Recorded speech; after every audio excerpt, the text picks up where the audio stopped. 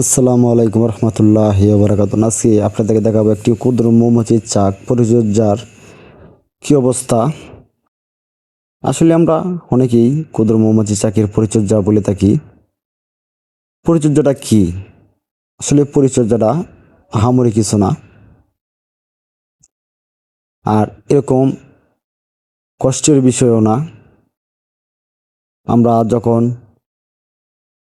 মধুগুলো সংগ্রহ করতে আসি, তখন কিন্তু একটা জিনিস ফলো করি, যে আমাদের বক্সটা কোনো অংশে ভাইরাস সৃষ্টি হয়েছে কিনা, কোনো ফিতা সমস্যা হয়েছে কিনা, ফিতাটা পাল্টানো লাগবে কিনা, সেগুলো কিন্তু ফলো করি। এবং রানীটার অবস্থাটা কি সেটা দেখার চেষ্টা করি। এবং কোনো রকমের ফিরফা, তেলাপোকা এগুলা আমাদের বক্সে আছে কিনা সেগুলা কিন্তু ফলো করি।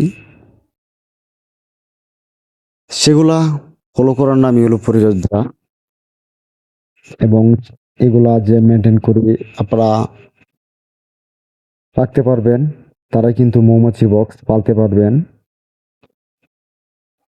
এটার মধ্যে যে প্রতিদিন আসতে হবে, প্রতিদিন দেখতে হবে, এরকম কিন্তু কিছু না। দেখেন আমাদের এই ফিতারাত কিন্তু মধু হয়েছে, এবং ফিতারাও কিন্তু ফাটানোর সময় হয়ে গেছে, ফিতাটা কালো হয়ে গেছে, সেটা আমরা কেটে নিব।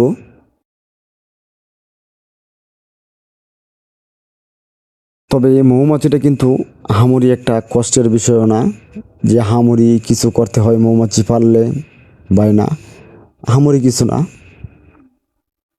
মৌমাছি পালতে কার না ভালো লাগে? হয়তো আপনার ভালো লাগে, আমার ভালো লাগে, সবার ইচ্ছে করি যে মৌমাছি পালি, একটি মৌমাছির বক্স বাড়িতে রাখি।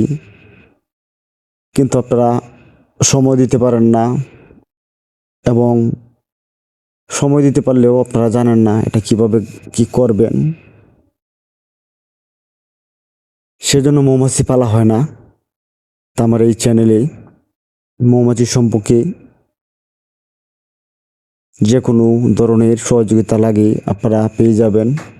সেজন্য অবশ্যই আপনাদেরকে রিকোয়েস্ট করব, ভিডিওটা দেখেন এবং চ্যানেলটি ফলো করে রাখেন। তাহলেই আপনারা মৌমাছি পালতে পারবেন, মৌমাছি পালা শিখতে পারবেন।